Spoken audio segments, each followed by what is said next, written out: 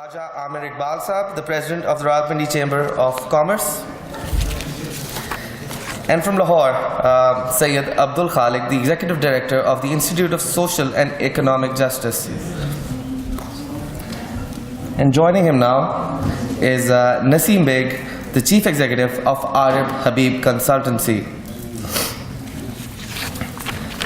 So the first session, there was a great deal of emphasis placed on the macroeconomic side of things, but now we will be moving on to a more detailed look. And I would like to hand over proceedings now to Dr. Manzoor Ahmad, who is the Honorary President of Prime Institute.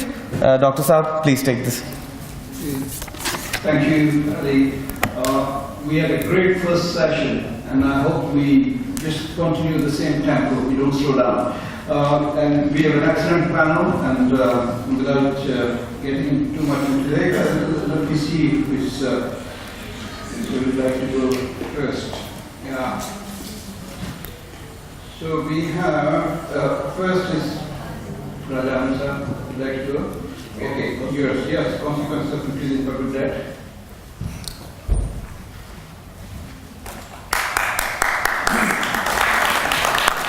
Thank you very much, sir. Thank you.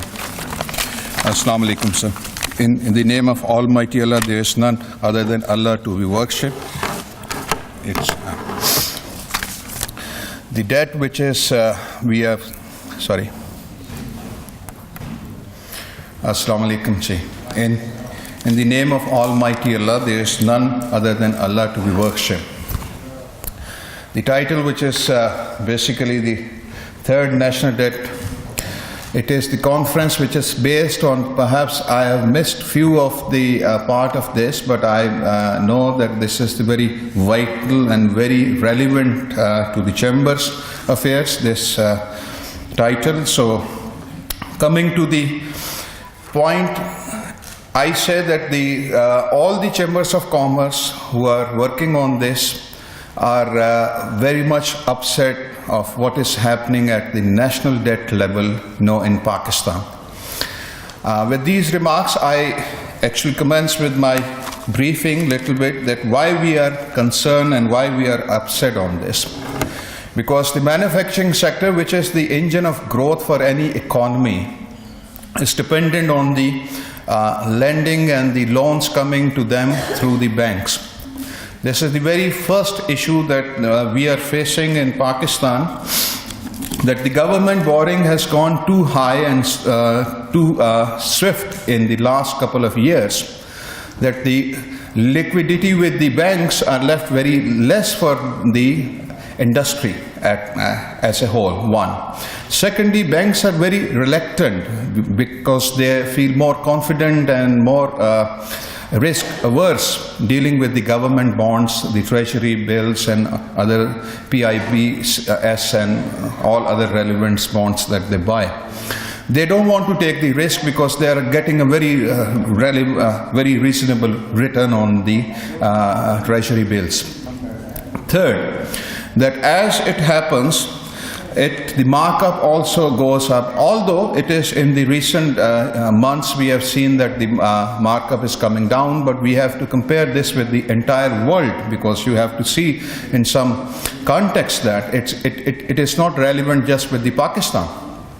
So coming to the our own region in India and China and other parts of the Asia, the markup is even today is at a very high side, so which actually brings negatives to the manufacturing sector of Pakistan. The manufacturing cost in Pakistan, the doing of the cost of business in Pakistan, it goes up. So that makes us again a hammering side to the export of Pakistan. We have to compete the region, we have to be very competitive in the so-called this world village, global village that we refer mostly. So the cost of doing business in Pakistan is going up, and that is so that even today most of you people must be knowing that the backbone of our export is the textile sector. And out of the 350 mills that we do have in Pakistan, 150 are totally shut down. And 100 of them left are only been running their 2-hour shift to make sure that the banks will not disturb them because they have a huge borrowing through the banks. So only 100 mills are making some returns. So that is one of the aspect that I'm sharing with you. But coming to the second aspect that the Chambers of Commerce have a concern is that as the manufacturing sector in Pakistan is in a doldrum, so the trading side is going up. Why this trading is going up? Because a lot of public sector borrowing, it goes to the economy basically. Eventually it goes to the different hands. So the need at other side is growing for a specific fields, sectors. But as I said earlier to you that you don't compete internationally. Competitiveness is totally being discharged.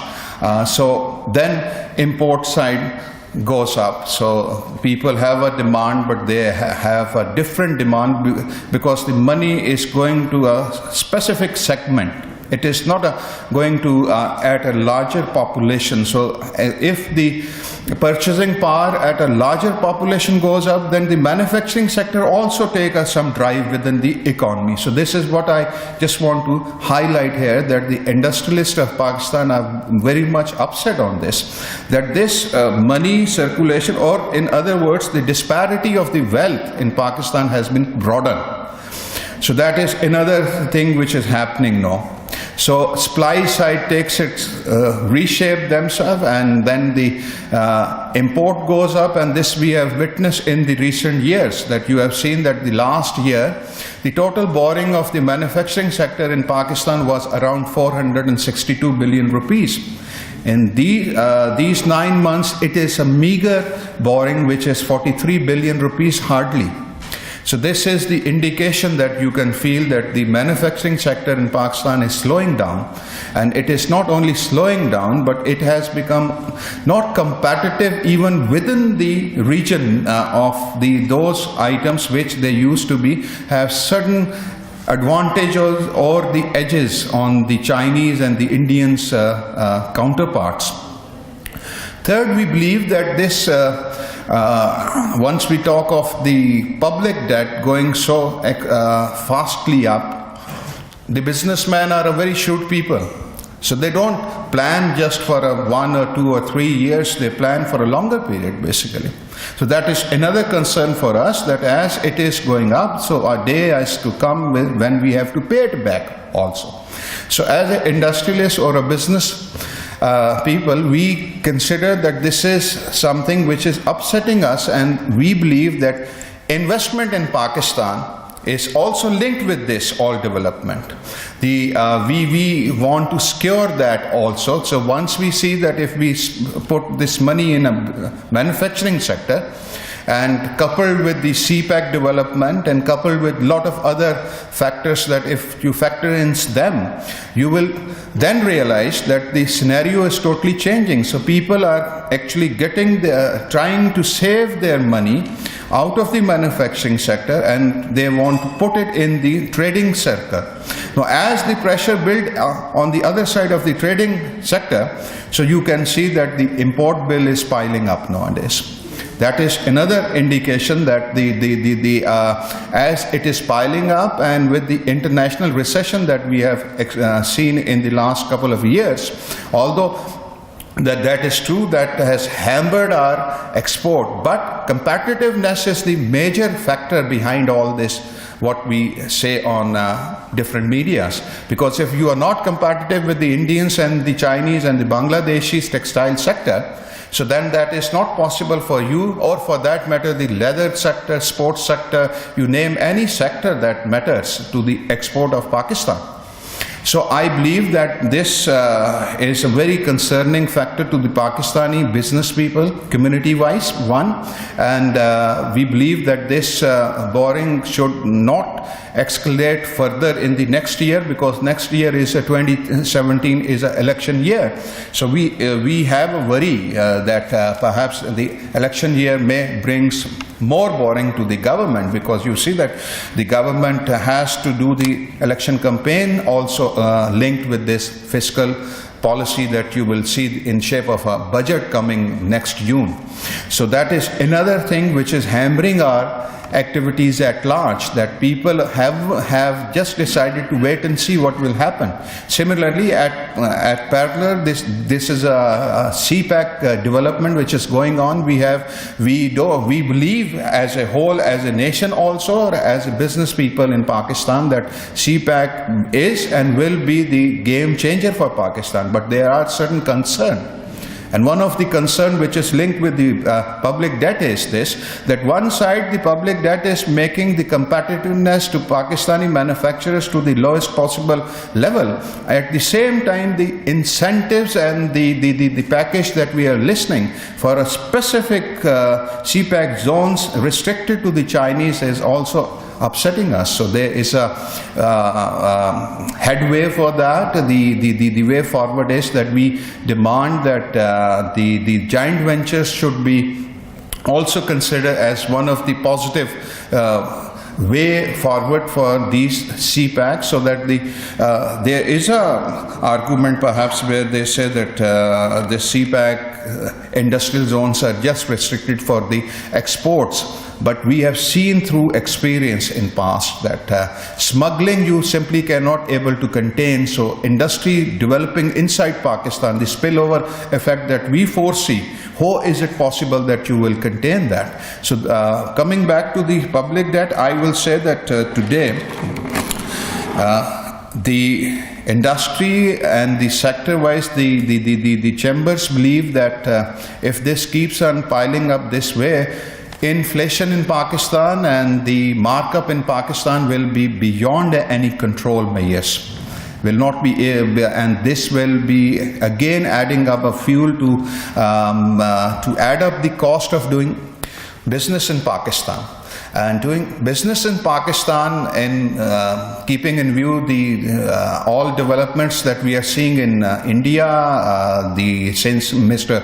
Modi has taken parts in India, Mr. Modi's government has announced within a couple of months in India that we will give a 12 years loans at a 3% markup to the industrialist, and immediately he announced that for the export industry there will be a 5% rebate to them. So in other words, in simple words, for a 12 years loans with a 3% and a rebate of 5%, they are working on a minus markup there.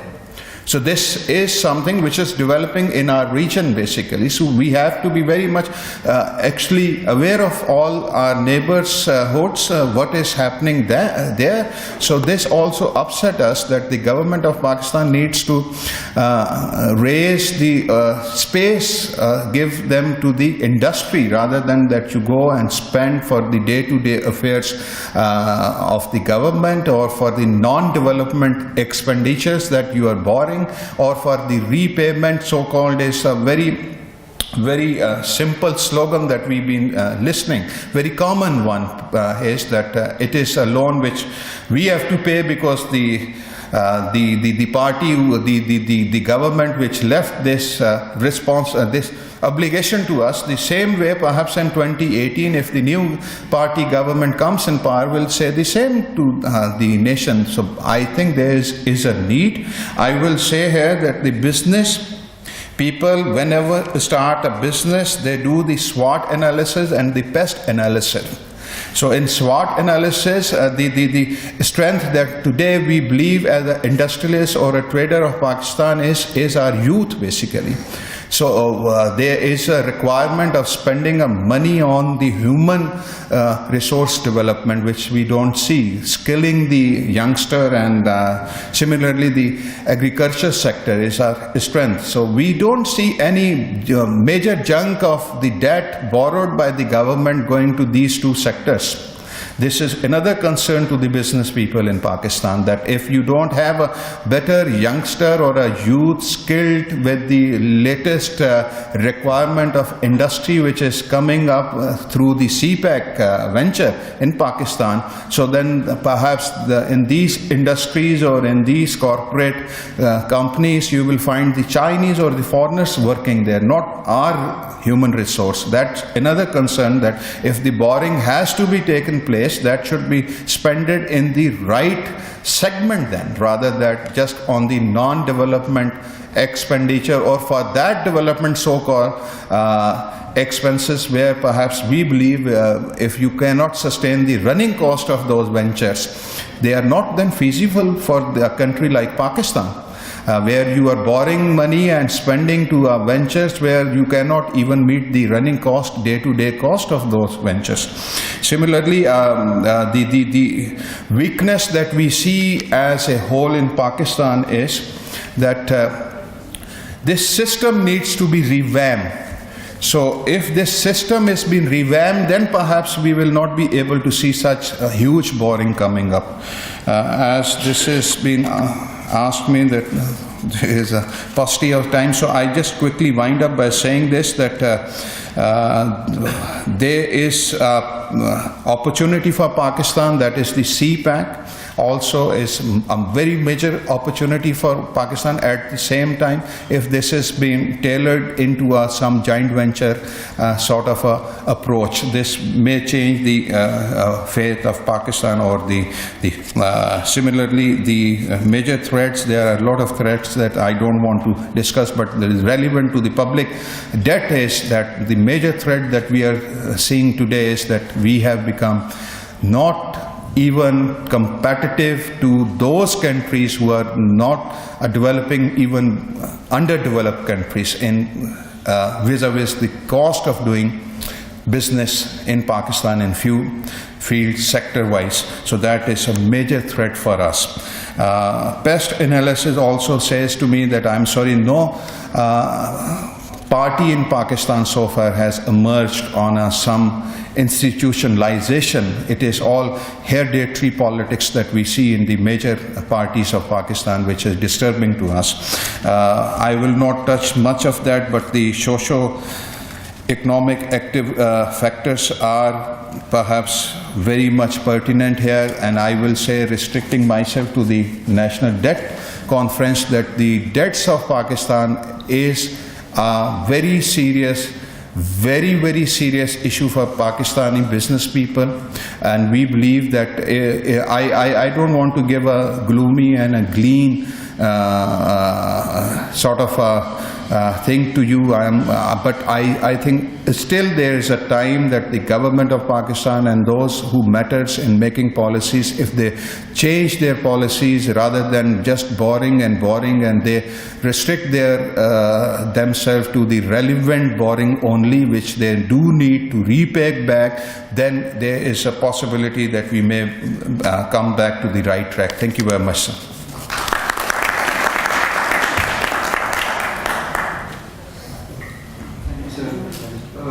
Syed Abdul, Executive Director, Institute of Social and Economic Justice.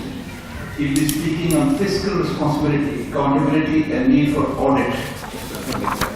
Thank you. Thank you, Presidium, and many thanks to Prime for giving this opportunity to speak to this Augustus House, the economists, the really Saint bankers, the people from relating to the other industries.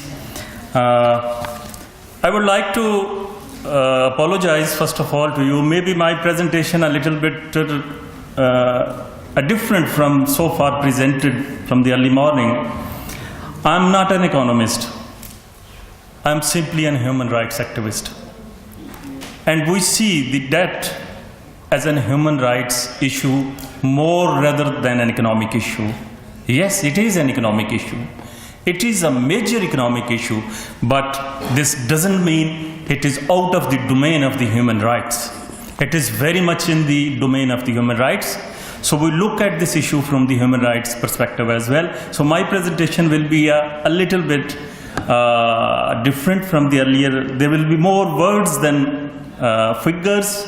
There will be more thoughts for this house. There will be sometimes more questions than answers for you. So a little bit, it is divided into 3 parts, my presentation. The Fiscal Responsibility Debt Limitation Acts, what was it, how was it was compliance, and then human rights and debt, how they relate, how they coexist with each other, and then how can we done to address this issue of mounting debts. We have an answer, and we have campaigning for that answer. It is very much at the end of this presentation. Let me start to this.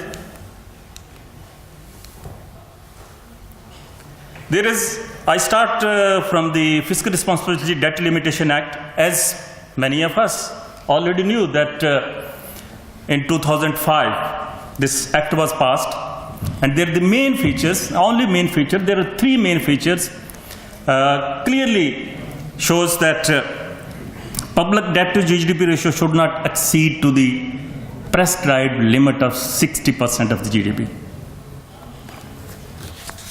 And secondly, it puts a cap on the public debt, that it should not be exceed to the 60%. However, I have also, the House should, and everybody knows, this current government is also thinking about to make an amendment in this act, making it as 50% of the GDP. We don't know, but so far the governments, the successive governments, including this current government, have done nothing to even compliance the 60% of the GDP. And thirdly, this act says that every financial year from 2005 to 13, total debt will be reduced by not less than 2.5% of the GDP.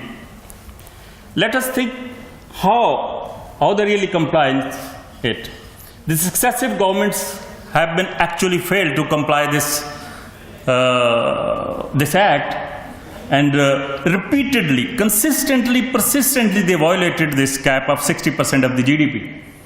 In the last 10 years, the revenue deficit has been predominantly in the negative zone, and the increase of revenue expenditures is always more than the increase in the revenue receipts. If we look at the last year's budget, the revised budget of 2014 and 15 shows that almost 53% of the budget was devoured by just 4 items. Just 4 items: defense expenditures, pensions, and subsidies to white elephant, like you say, the the government entities, the big institutions. So, as I told you, these are the figures which has been actually, there might be some repeating because our friends earlier who presented the data, some of the maybe repeating those figures as well. As everybody shows, there was a debt to GDP ratio is right now is 65%, but Dr. Ishfaq Sahab in the morning and some other friends were of the view that it is 64 point something. Okay, but it is around this 65% of the GDP, which is actually a clear violation of the FRDL Act. Then there is servicing of the external debt liabilities. If you look at 2014-15 fiscal budget, the government could meet only 54% of its expenses from its own resources. It means the balance was 46%. They meet these resources through borrowing, the reckless borrowing. Make me if I am wrong, make me correct. From 1961, Pakistan could not make a balanced budget. There is always a deficit budget. We don't know when was the last time we have a surplus budget in Pakistan. So that we have been on this situation on debt borrowing continuously, deficit budget is there. The mounting debt, these are the figures, again more or less same. The total 2016 July rupees 2 22.5 trillion rupees. Pakistan's total debt, out of which 72 billion is external debt and 13.65 trillion rupees is domestic debt. Out of domestic debt, if you see, there is a 3,809 0.8 billion, almost $37 billion is external debt, while internal debt, while total debt so far since 2013 is about 45.673 billion. It's a huge debt acquired in the last, since 2013. It is the current government debt. And independent experts, as we are listening from the morning, they predict that since 2018, Pakistan's external public debt may touch to the $90 billion. It's a huge amount, which is really alarming. Almost 42% Pakistan's overall debt, which is actually $50 billion. This is Bloomberg's report, by the way. They are saying that Pakistan's $50 billion debt is almost going to mature in current year. I don't know, somebody can answer how and what is the way to repay this debt. The question is, this debt, the figure 4,797 billion rupees, we don't know, as a civil society activist, as a human rights activist, we don't know that for what purpose this was taken, where it was utilized, whether it was used for the development projects or for the non-development projects, as was discussed by the earlier panel, that the access to justice program, for the loans were taken for those access to justice program, was meant for just to keep your foreign reserve exchange and not in fact for the access to justice, really. So these are the few questions for all of us, in fact. Now, this is what I told you, that I am a human rights activist, and we look at this issue from really human rights issue. In Pakistan, if you look at the human rights situation, it is already very poor. 60% of the population is below poverty. I don't know the latest figures of the World Bank report, which is published, I think, day before yesterday. They say it's 29% of the population, but again there is a matter of definition. $2 a day or $1.25 a day, there is a discrepancy. Anyway, 25 million children are out of school in this country, and Pakistan is on 107th in the ranking of out of 180 countries. It is situation of hunger is so worst that Pakistan's number is 107 out of 118 countries. This country is agriculture country, but on a hunger report, this global hunger report index is so worst for us. And Pakistan is second worst country in gender gap inequality index. It is on the bottom line. Out of 144 countries, it is on 143rd position. So on account of these rising debt burden, the situation of social rights, compromise on social rights, or woe that is government is daily default on human rights, but never default to its creditors. This is the question for us as a human rights activist, that our government must give its attention to improve its human rights situation. Many of you, because you are from the market sector, bankers, that Pakistan has recently, in 2014, GSP plus status, which gives you an access to EU market with zero tariff. But since morning, all the presenters have shown Pakistan's exports are falling. This is a really point to ponder, that you have an excellent opportunity, golden opportunity. You have zero tariff to export to the European Union, but your exports could not making it. You are dropping it day by day. So, on the one hand, you are fail on your human rights, and you are not taking benefit of the opportunity you have been provided by the European Union.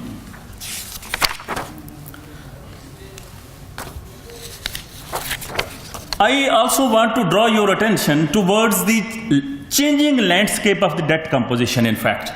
The landscape situation of the global landscape situation is radically changing. It has undergone striking changes. Bonds have replaced the prominent form of private lending, which has severe consequences for the public debt management. Because bond holders, in bilateral and multilateral countries, who is your creditor. No? But in bond holders, you don't know who is your creditor. The share of the bilateral lenders in global debt stock is halved from 33% to 16%. This shows how private lending is increasing with day by day. That bilateral debt, the ratio of their global stock is almost halved. Even the public loans have been increasingly channelized through the private sectors.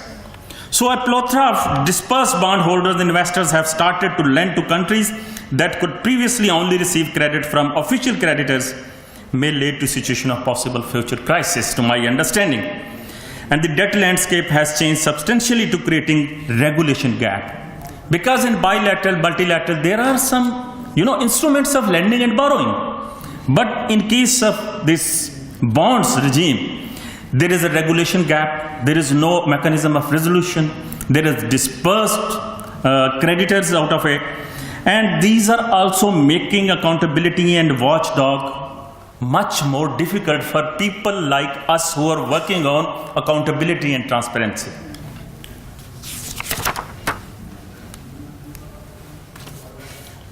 On the one hand, the composition of accountability mechanisms at national level is absent. At national level, there is no accountability mechanism in placement, except there is a finance committee in the Senate which calls the debt management financial committee officials and they brief them. But for public, there is no mechanism government offers to the public that how in clear terms the debt picture is always blurred. They don't share. On the other hand, the debt composition and instruments are becoming more and more complex. Government is increasingly using the model of public-private partnerships to finance infrastructure and other public projects that had traditionally been financed by the current budget. Actually, this triple P is also another phenomena. We are really concerned about it because this is off-balance sheet debt. The cost of such projects are not appear in the current budget, and it entails very, very hidden consequences for the future debts of Pakistan.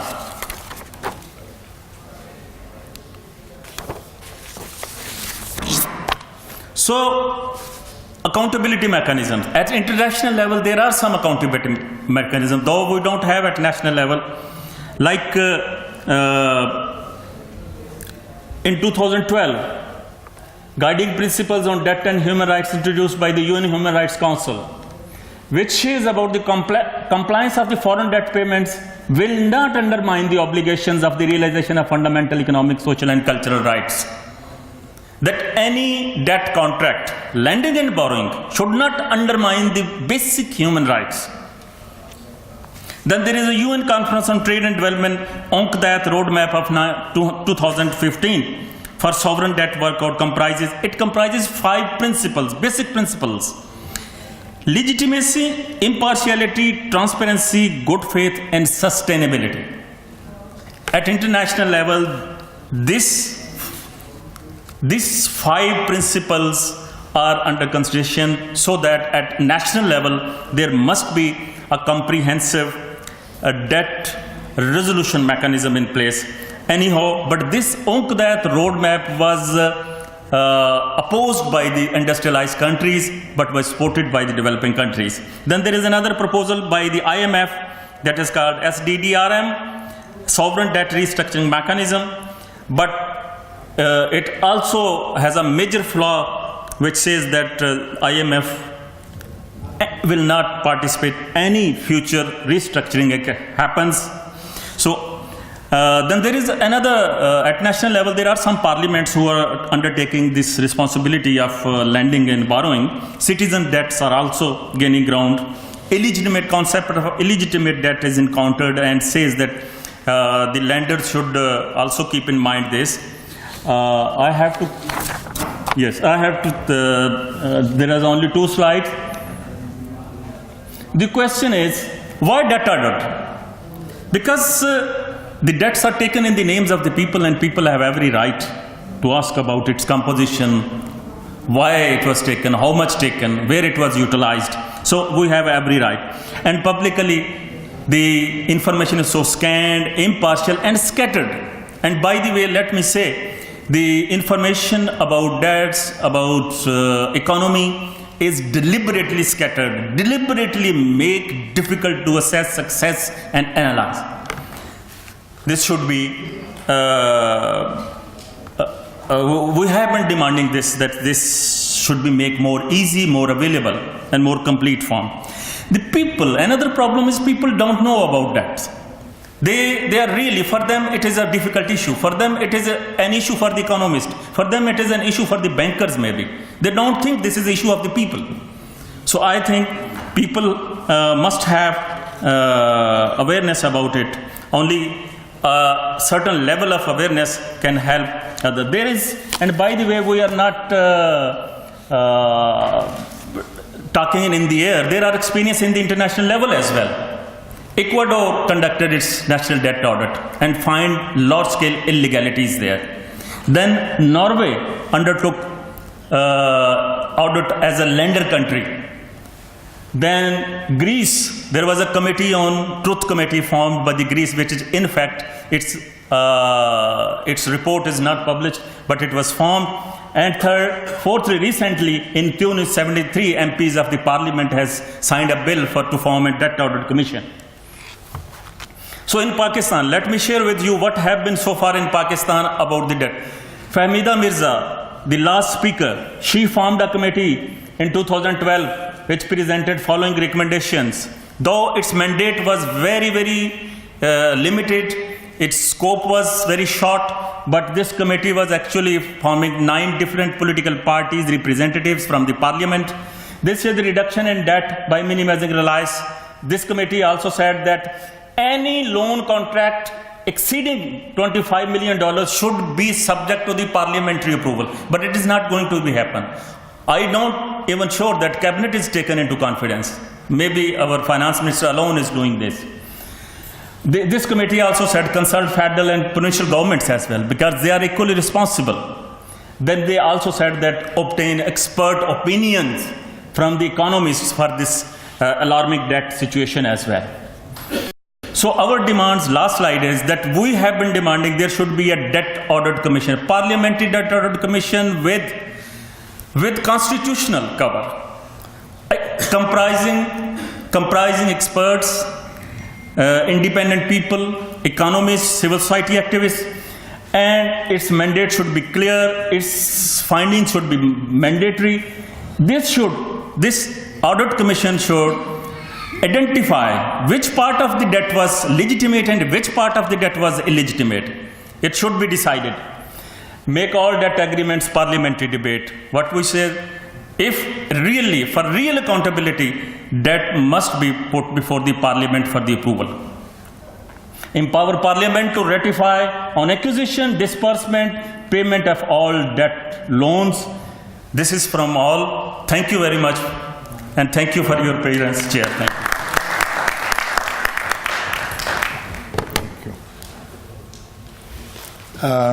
Assalamu alaikum. And I'll just quickly get into the thing because I think there's paucity of time. So let me just see how this works.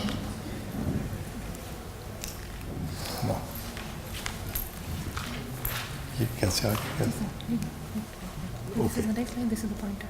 And how do I go back if I go? Yes. Okay, thank you. So this talk I'm giving is based on a paper I'd written, and the name of that paper was The Predatory Borrower and Inequality.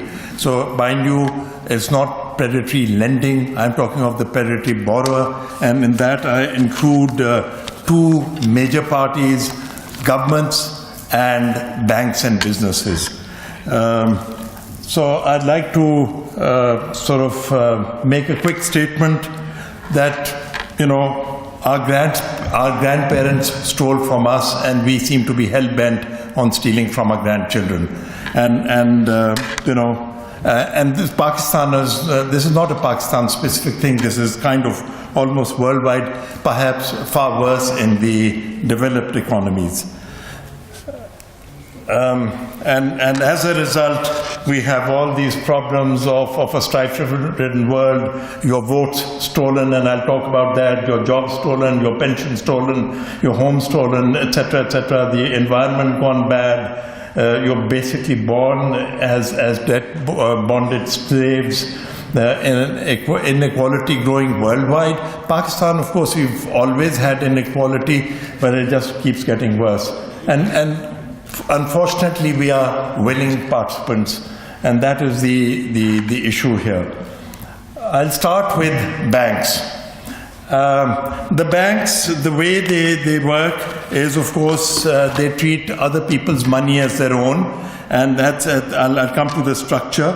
That basically their claim is that, okay, we are taking a deposit, we'll pay you a pittance as a return because you're taking very low risk, and we'll turn around and make the money and keep it. And perhaps this risk-reward mismatch, and I'll demonstrate it's wrong, is based on a legal fiction of this asset and liability, probably going back to the 15th century when the Medici family invented this so-called double-entry bookkeeping, that you take someone's money and you put on the word liability, then you turn around, take the same money and go invest it wherever, and now that becomes your asset. And this thing has gone on, and it's not surprising at that point in time this particular family became the most powerful and the richest, wealthiest family in Europe. So there's certainly method to their madness. Then we add more fiction to it, that the bank turns around and lends money to a business. The same thing, the businessman takes your money, puts in a little bit of capital, makes wonderful gains and gives you a pittance in return. Simply again, the fact is that you're taking a low risk. But the fact remains that all this structure, the banking structure, is supported by the governments, the central banks. Banks don't fail, and in any case, on a daily basis, they are supported by the central bank and the as the lender of last resort, providing liquidity, etc. All of this is public money. It's taxpayers' money. So they take your money, make you responsible for all the losses, all the problems, and they take away the lion's share. And to me, this is the sort of illegitimacy of the entire structure, and we need to look at it again. The leveraged markets, the same thing. Banks create money, and of course people will say it's not just your deposits. They're wonderful guys, they create money. The leveraged markets are even better at it. And again, there is more fiction to it, legal fiction, that there is this marketplace and there are regulators watching that there are no failed sort of transactions. But the central banks sit back while this money is being created. It's outside the banking structure, so they allow it to happen. At the end, bubbles are created. A few people walk away with gains. The rest of us, the entire public, takes the loss. So it's an entire, to me, and a structure that is not legitimate. Capitalism, I'm all for free market allocation of capital. I'm all for rewarding capital. But while we practice it, we forget that we are taking other people's money and giving them a pittance of a return. And then on top of it, the businesses, etc., benefit further legal fiction. The same capital that's getting some return in form of interest, the true word for it, some of us like to call it markup and profit, but that's tax deductible. The rest of the return goes to the shareholder, and before it goes to the shareholder, it's taxed and all of that. So this tax shield that is created, also legal fiction, so it just makes it better for this entire structure to go wrong. People would say that you've got to allow entrepreneurs to come through. You're going to stifle them, the nice, brilliant young people out of Silicon Valley, etc., etc. My point is, yes, let the business manager be rewarded, or the brilliant ideas person be rewarded fairly for whatever the person is adding value, but not in form of rewarding different capital for different measures. All capital should be the same reward. You want to reward a guy who's absolutely brilliant as a $1 billion salary for his brilliance? Sure, but not because of the capital structure. And that is where it goes wrong when we create this differentiation. And because we create this differentiation and create this so-called risk-reward situation, the governments step in, and which I'll talk about later. So what we do is we keep pushing people to the so-called safe investing and keep making it worse for them. So the role of government, and that's where the government comes in. The government, when it spends money, and then this is more of how inequality is created, and I'm referring to Stiglitz and his book on the price of inequality. Each time the government spends money, there's some contractors that benefit. But if you borrow and spend money, then you're just multiplying that inequality factor. And that then becomes the patrimonial capital, as Piketty refers to in his recent book. So it's a thing that goes on and on. And of course, we've heard a lot of fiscal responsibility, the parliament having to sanction, etc. My point is, when we borrow today, it's a future generation that will repay. So the future taxpayer is not being asked. I'll go one step further to Khaliq Sahab. He says, ask the people, ask your grandchildren. So in other words, if you can't ask, make do with taxation. That's it. Just borrow, don't borrow. Just tax as a government, and if so I'll go to the next slide. So basically, the government should only tax. And where will the check be on this inequality by the contractor spending? If the people, current people today, and that's the people, feel they've reached a tipping point of endurance to the extent they think this is genuine, justifiable taxation and spending by the government, fine, otherwise they'll vote you out. And I would give you an example of, let's say, George Bush going to war in Iraq. The rough cost that I've been able to pick up, $2 trillion.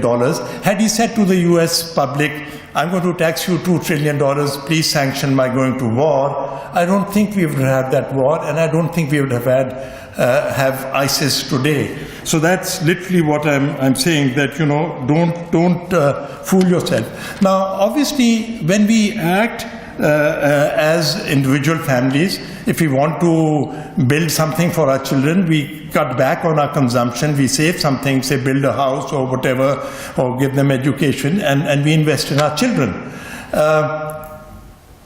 When we act as a community, we somehow act different. So it's like I would say, a committee syndrome, that you put a lot of nice, intelligent people onto a committee, and the committee's result is zero.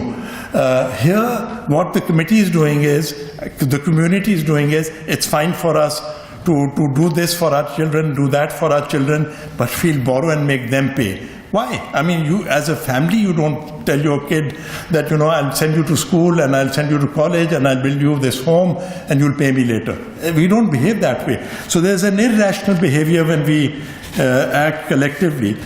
Of course, the problem doesn't end there. obviously when the government spends, you create inflation, and again it means inequality. Those people who already have assets, their values go up. Those who are without assets, and bulk of our population, we refer to the poverty line. I would say, again, World Bank numbers, 95% of Pakistanis live under $5 a day. So these are guys who don't have assets. Okay, so the 5% have a wonderful time when inflation takes place because of government's behavior, and the rest suffer further inequality. So, and this is how this thing is then, whatever your little meager savings you put it in the bank, that'll be where it'll be safe. It doesn't end there. You've got pension funds and insurance. They go and buy government bonds. Depending on demand and supply, if there's a short supply, they'll go and bid up the price. In other words, the government gets cheaper bonds. The pension fund manager locks in this thing because he has a liability to pay 20 years down the road. He's indifferent whether inflation goes higher or lower. He just wants to pay that amount. So there's again this thing that you're hurting the average person in the public. And then, of course, Pakistan, like many other countries, we don't even have funded pensions as far as the government is concerned. So we didn't call it debt. I've heard references to some sort of contingent liabilities. Here's a big amount of debt that we don't talk about. Then with the government, the way it handles things, it creates this sort of monopoly for banks, because, as I said, the banks will not fail. The banks have the central bank funded by the taxpayer supporting it. And of course, the government continues to borrow and run down your purchasing power. So you say, oh, I better earn this pittance at the bank. At best, I'll equate inflation. And so there's this virtual cycle for the government and the banks to go on and on doing this. I'll get next to the example I'm using to try and demonstrate. Basically, Piketty, who those of you who are aware, has talked about the capital versus the rest. R being the rate of return on capital, and G being the growth rate. And what he's demonstrated is that R has always been greater, or throughout longer periods, and therefore the earning accumulation on capital will create diverging inequality. My point is that within the R, the diversion again is very great. And here I give an example. Basically what you have is, I've taken a couple of US corporations, their 5 years numbers, and taken the total earnings that they had. Out of that I said, okay, this is what has gone to the shareholder, the one in red. The blue is what has gone to the debt provider out of the total income, irrespective of what the debt was, and that is, the green has gone to the government. Now, had we a situation where there was no debt and all of the money had to be equity finance, then this person who's getting that little bit out here, the small savers, would get a much larger share. And of course, because the interest charges would not be there and therefore not tax deductible, the government would get a little more. But I take you to the next slide, and which is AT&T. Similar exercise. Here, their financing arrangements are slightly different. So from this sort of blue becomes a much bigger blue, and obviously the government, because there's a bigger tax shield there, the government revenue also goes up. Then and this, if you take both the companies, the average is that roughly of what sort of, let me just go back there. Yeah. What should have been the share of the small saver had it all been equity, roughly 50% of that is being taken away by the powerful lot. So if you take a bank, it's much bigger. I've taken Wells Fargo for the same period. So the depositors out of the total income of the bank got, say, 23%, 52 went to the equity holders, 25 to the government.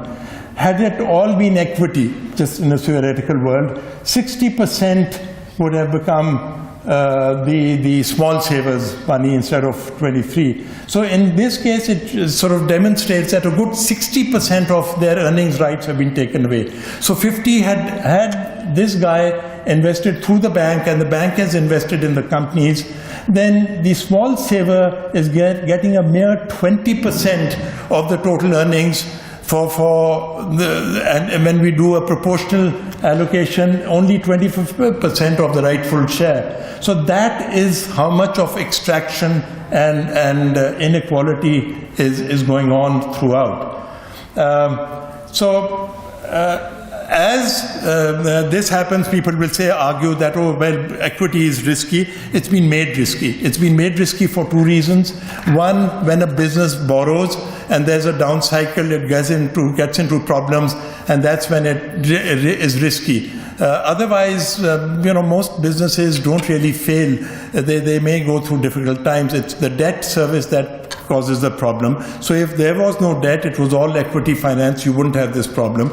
And if the stocks weren't traded on leverage markets, etc., and weren't that volatile, that problem wouldn't be there. So basically, it's the debt that makes it more sort of risky, so to speak. And on the other hand, if the government didn't borrow and the companies couldn't borrow and the inflation was a negligible sort of situation, then I'd put my money under my mattress if I didn't want to take risk in equity, and I'd be fine because I'm not fighting against inflation. So, but at the same time, within equity classes, there would be different risk measures. I go into a new venture, into a mature company, into a certain geography, certain type of businesses. That risk would be there, and I'm not suggesting that we go away from all of that. The macro implications, if we didn't have any debt, very simple, the deficits wouldn't be there. They'll have to be financed by tax. So you will say that economic growth is going to get impacted, and obviously the when Keynes steps in and you say governments need to spend now, but most of us in any case in our governments spend out of borrowed money, so that in itself is wrong. So basically I'm saying the more biblical thing of 7 good years and 7 bad, put away money during the 7 good years, and that's the way we would run. And obviously you'd sort of say, but what if there's an earthquake or whatever, what does government doesn't borrow? No, it taxes, it collects from the people who can pay. And in conclusion, what I'm saying really is you'll have a fairer world, no upheavals, a more normalized growth. The inequity in this capitalist structure, while keeping it capitalist, goes away. Democracy becomes true because people get to vote on the amount of tax the government taxes, and your vote is not stolen by your grandparents, and you don't steal your grandchildren.